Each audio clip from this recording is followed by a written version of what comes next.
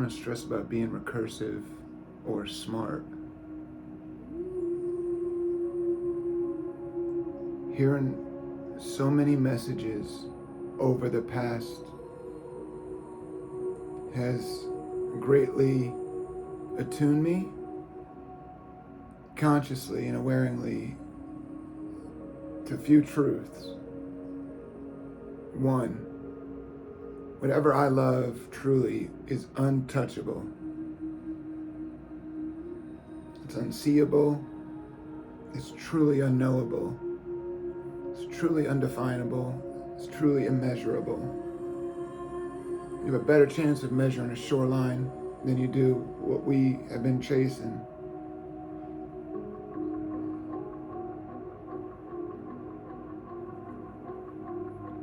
It definitely feels as though whatever is upon us is good. Those of us sensing from within ourselves this disconnect, this disassociation from others external,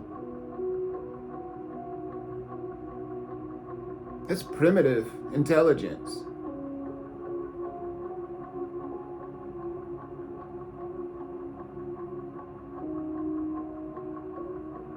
The need to just suddenly disengage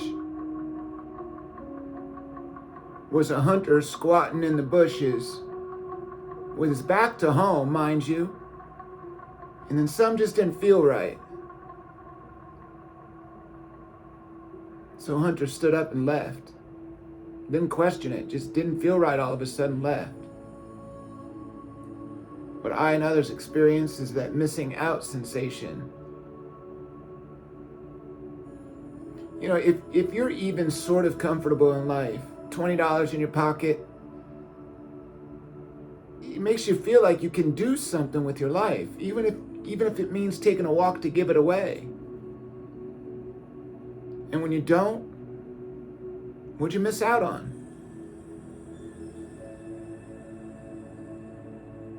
What if we're all just supposed to take the awarenesses? Those of us who are easily now turning away from what maybe others around us are saying, it seems more abundant. All these things to gain access into power, into money, into resource. So why is there a percent always running away? I think I know why. I can't prove it. I can't even describe it out.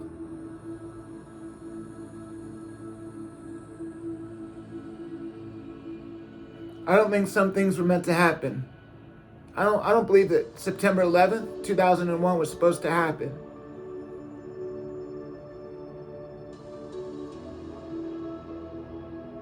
Look at all the guards we had down. Look at the peace we had. And I know that's ignorant from an individualistic perspective in the United States. Seeing as 2001, I was barely 18 years old. And I didn't know the world, even though I had seen some of it from east to west. I had from China to California, Colorado, Florida to Maine.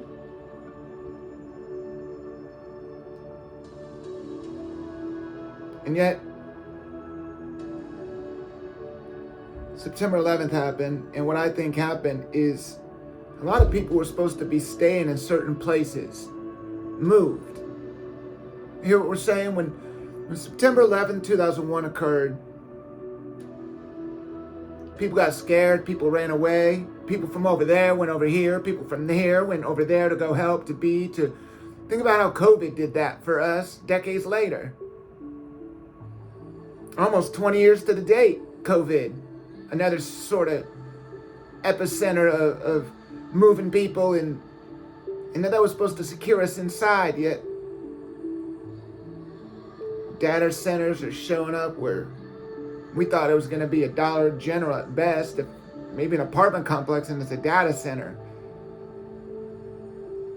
Like the insides of buildings are now like needing their own spaces, like,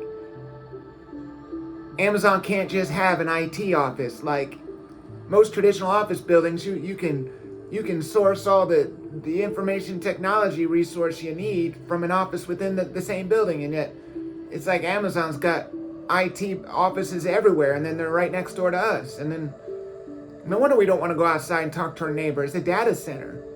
It's a Walmart. It's a business. It's a restaurant. We have so many interactions, and I think what happened after September 11th, after COVID, was a lot of people got up and moved around, trying to be in places that they felt would be better serving other things. I think people got scared about living in certain places around certain people, and it created this unscheduled migration, this shift. There's people from the West Coast who went East Coast just to feel like they were a part of something that was the rebuild. Look what happened. Pennsylvania, Virginia, New York, and other places, I'm sure. Florida. So people moved around, and then, if you remember that time, whether you were in high school like I was, or you were just joining something, you were in college, you were in high school, you had just had a baby delivered, you were just hitting your 30s, you were just hitting your 40s, your 50s. What I think is true amongst all populations of Americans in 2001, especially Americans, was all that went out the window. September 12th. Think about, for us, our cohort,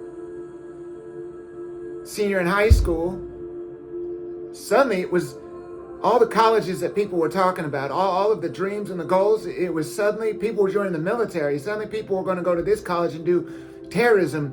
People wanted to be a part of the intelligence community. People wanted to be a part of engineers. People wanted to, ironically enough, be pilots. Some people wanted to, it changed everything. Think about all the curriculum it developed in academia as a result of 2001. So then people wanted to teach. People wanted to be subject matter experts. People wanted to be consultants.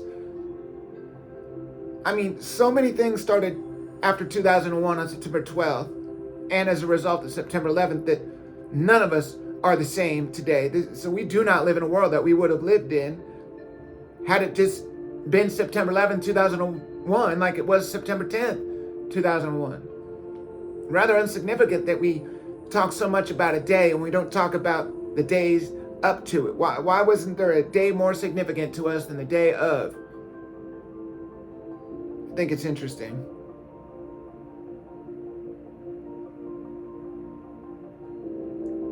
It just makes you question how long we thought there was peace. Look, if 2001, September 11th happened as a result of 48 hours of planning, I just don't think it would have had the outcome that it had. So what's so significant is, and what's alarming is, not only how tragically catastrophic, cacophonous that event was. The sheer number of all that prospered and delivered from that day is remarkable. You got to think about a day like that being beneficial for a lot of people. It's beneficial for the military, it's beneficial for the government, it's beneficial for businesses. Entrepreneurship began. Technology boom. No pun intended.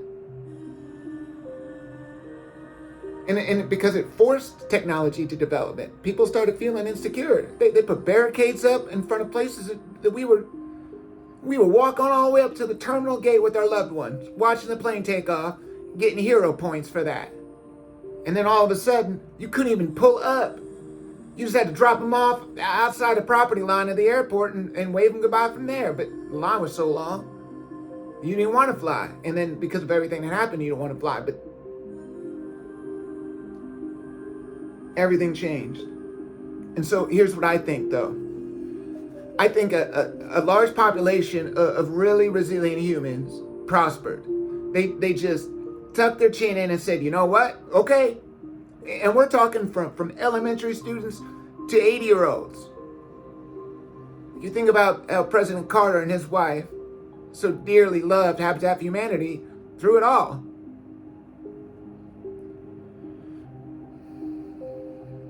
And now we're burnt out, that population of humans. The humans who discarded all hopes and dreams that they had drawn out and written about on little construction paper and put on refrigerators with magnets, and the parents who pushed retirement and investment funds and college funds differently after and before and because of and not knowing before until then after September 11th. I just went. In about 2021, you think about it, we had no chance to sort of slow down. You had the 2008 boom, you had the 2012 boom, then 18, 19, you could just count, pretty much 17 because of the buildup of COVID, all the things that were going on. We haven't even talked about all the big news items going on yet. If you're starting to slow down right around 2019, about the 20-year mark, 2011 was 10-year mark, and people were still going. 18-year-olds were now 28 years old. But by then, 2021, the 20-year mark of 2000, they were 38 years old, almost midlife, 40 years old. For a lot of reasons, 50 ain't midlife anymore. For a lot of reasons, 40 is midlife. If our average life expectancy across the board is about 72 years old, 76, and depending on a lot of factors that can range, midlife. And that's if you were like 18 on 2001. That doesn't mean you were 50. Even if you were 0, that's still pretty impressive to be 28 years old. And the point is, by the time we got up to the 20-year mark, we'd already been punched, double sucker punched by the COVID and everything that went along with it.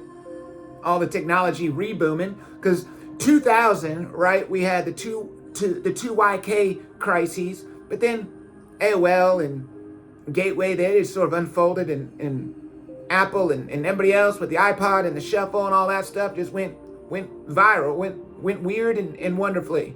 Music and art and culture, and because of technology, people got better educations, and because of 9/11, different programs and technology integrated to produce smarter humans that today, 20 years later, are now the products of the worlds that sort of 2001 produced a demand for.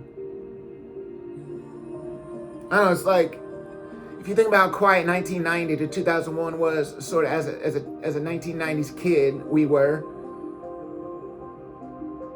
Maybe it was almost like we were going too slow and somebody suddenly went, hey, wake up. And 2001 happened and we all just kicked into gear. Started building miniature pyramids everywhere, not realizing that we should have been celebrating the fact that we couldn't understand how the pyramids were built, and yet here we are with micro expressions of the Great Pyramids, of the Great Wall. We don't need to do Mount Rushmores anymore. We don't need to really even build statues anymore. It's in everything. We celebrate everything and everyone, doing anything and everything. And because second place has to mean something to our children, and it can't be a place, it's got to be the effort. Well, we celebrate all things, and so for 20 years we've been celebrating everything, trying to figure things out, and now it's like it just hasn't gotten better since COVID. It just hasn't.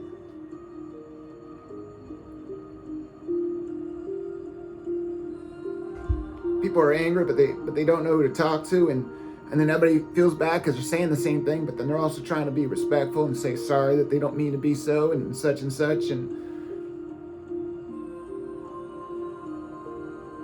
we're burnt out, a large percentage of us, and I just think what we're supposed to be doing is walking in a compass direction, orientating ourselves in a path, on a path, whether it's carved or concreted or otherwise. Just maybe we all need a break. Those of us feeling overwhelmed and inundated, saturated with options and choices and opportunities to not miss out on. And then, of course, the stigma and the attitudes cultivated by those around us when we do or don't participate, and how we do or don't participate. The vibe and energy is always being measured and judged by others, and that's exhausting. Yet, even for the most introverted, aware person, you spend enough time by yourself and you start going, I kind of miss all that silliness. I kind of miss all that immersion.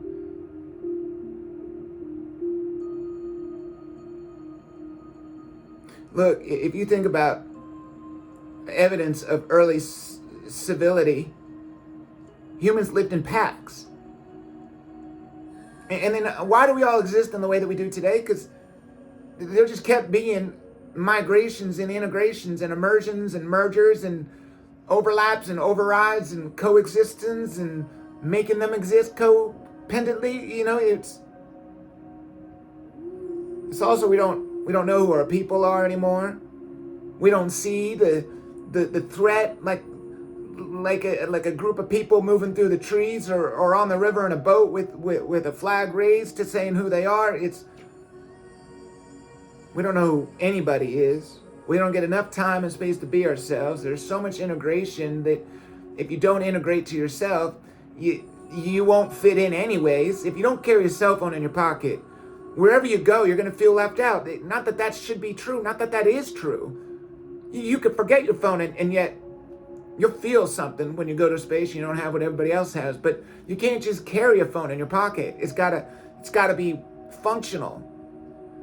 And then you can't just know it a little bit. If you want to interact with other people, you got to be able to respond to, can you airdrop that? Can you email that to me? What's your contact info? What's your handle? How do I reach you? Where's your profile?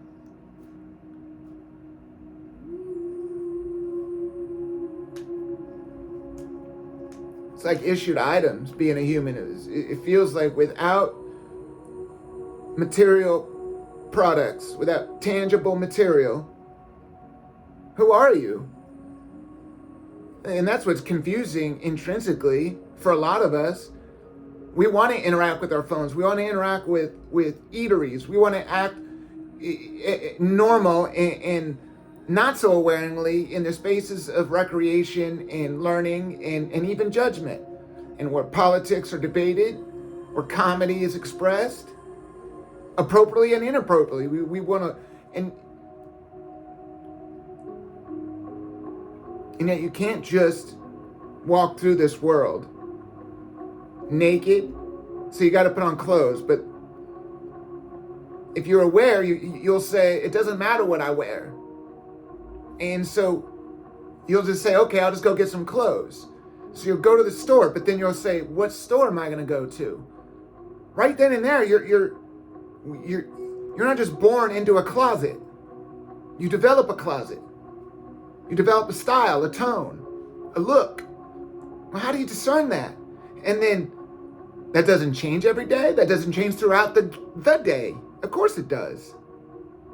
These are questions that brings us back to, well, if I have to be dressed, then it shouldn't matter how I dress. Because if it didn't matter to me how I dress, we'd all be out there in costumes. We wouldn't have matching socks, or our tones wouldn't blend from upper body torso apparel to our pants or our legs. Our shoes wouldn't match our glasses, our hairstyle wouldn't, and yet we approach neat and clean and orderly one another out in society. Just to say, hey, all this stuff doesn't matter. Yet we smell like we matter. We sense like we matter. We speak like we matter. And about all around us that matters. And every day we're doing those interactions. We're waking up and saying, be grateful for the breath, be grateful for the day, treat the day as if it's your first and last. Go into it with merriment and joy, eagerment, and humility. Yet,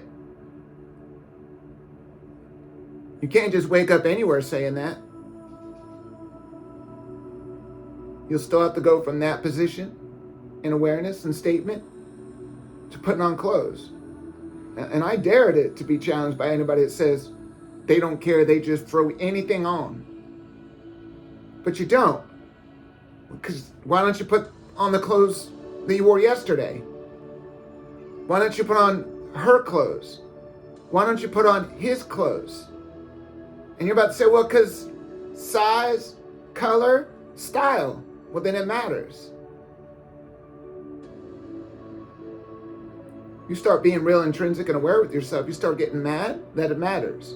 Because you'll say, it shouldn't matter that when I walk outside, anybody sees anything other than, and you'll go, wait, they shouldn't be judging me by what I'm doing or looking like. They're only supposed to be waiting till they know me anyways. And how can you have these methodical, cognitive thresholds in constant stability if wherever you're going, before you even leave your bedroom, you're faced with multiple decisions that matter greatly for your day? Don't brush your teeth and see how it affects your day. Try to tell yourself it doesn't matter that or how, and then look at the style of toothbrush you're using, the kind of toothpaste you're putting in your mouth, whether you're using floss or not, what kind of floss, whether you're using mouthwash or not, whether you use a mouth guard, whether you use whitening products, whether you've had veneers or dental work, whether you choose to eat or not eat something just to preserve and protect the teeth. Within it matters, your teeth. And that's just your teeth. What about your hands? What about your elbows? What about your neck? What about your face? And then on your face, you got your eyes, your nose, your mouth, 2 nostrils, 2 ear holes. Like, it's so much. And how each of it is addressed.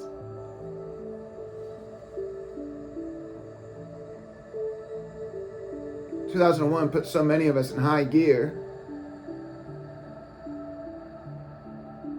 Some of us went volunteering in ways that paid us literally as a check. Yet it was a secondary choice for us because we said it's almost kind of wrong to do anything other than whatever will fill in the blank, seek to heal, seek to understand that which occurred during 9/11. So many of us just felt called to it. Well, then so many of us were going through the training and the indoctrination kind of resistively, going, I might have more questions about this because I really wanted to be doing this with my life. I really wanted to go to college, a university, a public or a private university, and go through a rigorous program and be a doctor or be a lawyer or be a pilot or be a musician, and then maybe discover that I wasn't capable or fit out to do those, and through experiences on my campus, or I would discover another interest that I would like, and I would have to discuss that with counselors and family and friends, and no, it's like instead so many people jumped into labor and certification work, healthcare and technology, military and industry, industrial, intelligence, academia, research and development, foreign policy, government relations, liberty and justice. How many kids dreaming of being farmers and veterinarians and teachers and cooks and mothers and fathers, mechanics, dance instructors, to suddenly saying, I'm going to go to war. I'm going to go train in the military. I'm going to go be in law enforcement. I'm going to go be a firefighter. I'm going to at least do the National Guard. I'm going to do the reserves. I'll do ROTC in college just in case. I'll take night classes just in case. How many mothers and fathers, brothers and sisters, sons and daughters, uncles and aunts, grandmothers and grandfathers, and exponentially and trophically concentrically out from there were affected because they said, well, if so-and-so is going to do this because they're doing this for 9/11, but that was sacrificing doing this instead. So instead of A, they're doing B. Well, then instead of me doing A, I'll do B. And yet I'll even also do C and D as a result of them adding on E and F, since they're also trying to bring in news. What a math score to have to evaluate for each and every one of us, and then discerning why we are where we are today. Everybody went off to war, and what happened during the second war? Women went to work. Some men went into seminary just to avoid going to war. Some people went into religion. Well, same thing happened after 9/11. Well, then that changed religion greatly, and we saw the outcome of that. Nonprofits are growing. Chartered organizations, chartered schools, chartered universities. Federalized, went to privatized in areas like military housing and the federal prison system. Companies like Cisco and US Foods. I mean, they changed the game. I don't know a lot of the story. I'm just thinking how we eat our lunches, how we eat food in general became more than just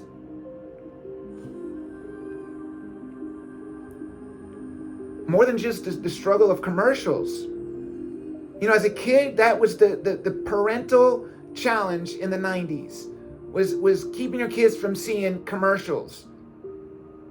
Because then they would want something. They talk about it, and they talk about it, and they talk about it. Well, now look at today. I got TVs in the cafeteria. I got all kinds of different food. In schools, out of schools. There's schools with food trucks. And then we were trying to understand in the 90s why every school was serving the same food for the same price. People were like, it's so bland and boring and it feels like prison food. And yet it was, well, because that's the smartest food to give. And now look at it. What happened? Why did all the food suddenly change? Food seems so simple. We started celebrating like Baskin-Robbins, moving away from 3 basic flavors to more than 32 at Baskin-Robbins, to what like Ben & Jerry's, Dove's, and everybody else has got going on with ice cream.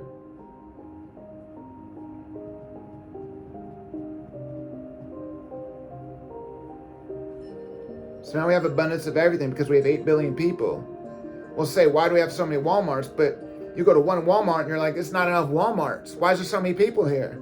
And that's not even everybody that could be at that one Walmart that you're remarking that of. Managers see that up at the top. That's what corporate why they can't hear your little complaint on TikTok, or they can't hear your complaint in the article in the newspaper, you know, dear editor. Why they can't see your Reddit post or your Facebook complaint rant. They're busy hearing about how busy and compact stores are, how their employees need more hours just to keep up with it. They got more people applying than they know how to hire, than they can hire. They don't worry about retention when people complain about leaving, because they're like, do you know how many applications we have? We got 8 billion people out here trying to get a job. And then people don't think like that because awareness like that isn't out there. So then we're all sort of forced to swim in this sort of existence of truth that just can't be on placards and read out by town criers anymore. And we don't have Shakespeare's and Poe's and many others writing stories about three little pigs and Mary's having lambs. You want to open your mind on any given day and learn something. First of all, you're choosing to stack on knowledge to the ignorance process of not knowing it, all the way to the level that you want to be able to describe it to yourself and others and see it in others and outside of you. To that extent of wisdom, you gotta aware that stacks on top of all the other awareness you already have up until that point, and doesn't include the stacking of other awarenesses set to occur both knowingly and spontaneously. Impromptu intelligence, impromptu awareness. Somebody asks us to close our eyes and then takes us somewhere special.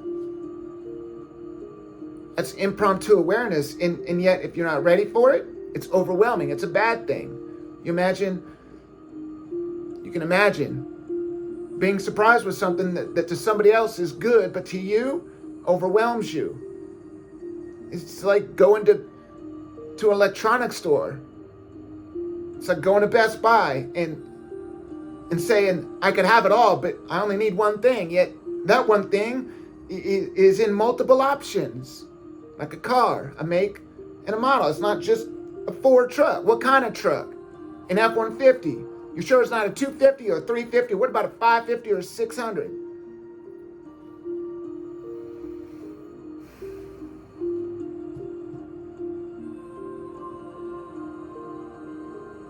How many times we write our name to something and then forget about it? How many passwords we have to create, usernames?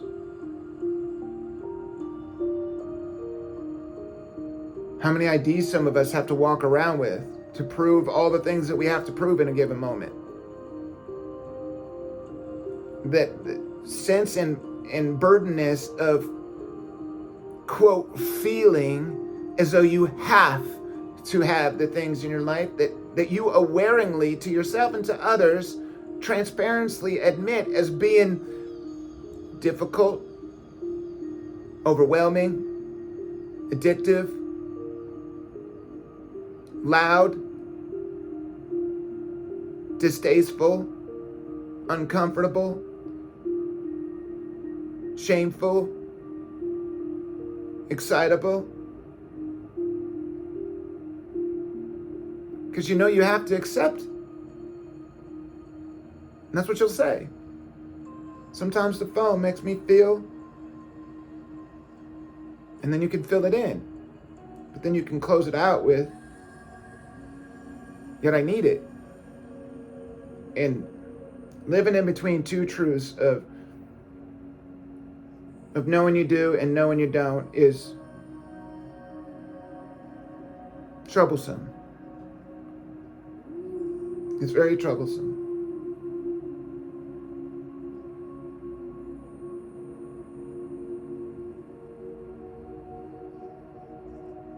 It's a wonder we were all so tired to even explain to somebody in a given fraction of a frame that you're usually offered with someone, time and space,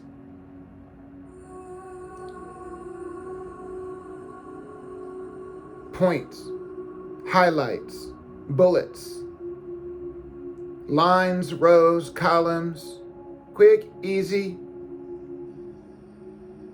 concise, and brief. Could you possibly unpack and unfold the entire envelope of anything? How can you open up a carton of memories when someone asks, how did that go? When they're also expecting it in 30 seconds.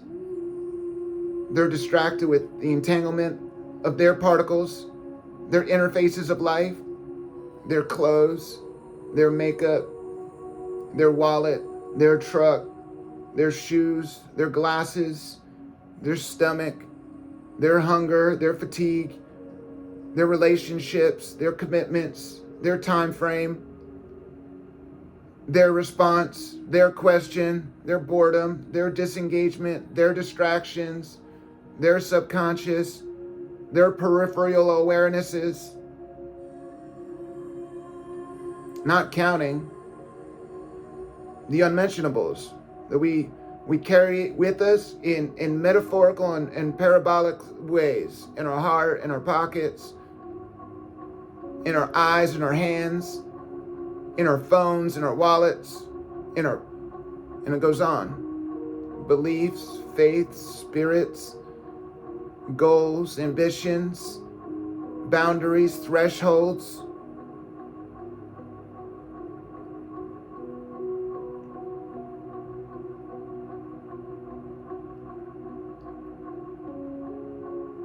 outside of us all, it's all ambiguous because it doesn't align with everybody. While every snowflake is different, snow is the same. So then, for the most part, snow is treated the same, yet no snowflake is alike, and yet we treat it all the same? Why wouldn't we expect, when we sort of feel within ourselves being treated all as one, not consider how we treat even snow? How do we treat animals?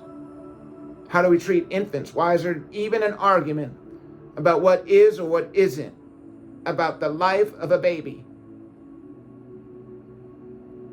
If all of humanity has ever been a baby, which I'm trying to make sure that's a safe. Yeah, I'm pretty sure that all humans have been baby. To not value a baby, aren't you grateful you were valued? That person should ask. If ever in an argument of the life of another baby being of value or not, are you grateful to be there? Well, wouldn't they? And yet that's not a unified belief. And to draw that out into a conversation to example to someone who you are, that could be controversial. That could be taboo. That could be inappropriate. That could be unnecessary. That could be unsolicited. Yet, it could also be beneficial. It could be empowering. It could be truthful. It could be freeing. It could be informing. It shouldn't even be a discussion, though. Why aren't we keeping babies alive? It fractures us when we really argue with it, that prompt. And still we have to accept, like so many others, that the argument does exist as the behavior exists. And as long as that behavior exists, it must be observed, and it contains awareness. So it's studied, it's measured, it's justified. And then humans who live outside of the support of a necessity for that sort of system to exist still must exist within it, with and amongst others who do not, let alone those who also aren't even privy to the prompt itself. That's a juxtaposition more than it is a dichotomy, because it's not just black and white. It's just not this side or that side. There's no left, right, middle. It's a sphere. So there are no corners. There's no top. There's no bottom. It's just we can all move in flow, or we can all continue to sort of move around like ATOMS is depicted in cartoons, just bouncing all over the place. Molecules interacting when they're boiling. You know, that's our society at large. Picture all the humans on Earth in a big circle. Cattle, steer, goats, lambs, sheep, horses move in circles better. Birds do all the time, fish do all the time than we as humans do. Yet, if all humans thought in that sort of way, we'd all be moving in a circle. And so again, there wouldn't be two sides, there'd be no middle. We'd all be moving in the same way. But we're all just bouncing this way, that way, and for all goodness reasons. Chemically, biologically, genetically, we get it, a lot of reasons. Yet we couldn't possibly know all the reasons. We can't ever study all the reasons within our body and then master them all. Yet we're encouraged to be masters of our body, to protect them, to defend them against anything. But all matters.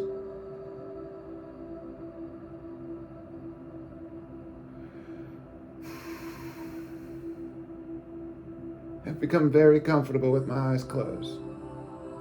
Not comfortable with the pronoun my, me, I. Us, we, is so comfortable, yet even they sense to push I into me, myself, and I, either along the way. So being me,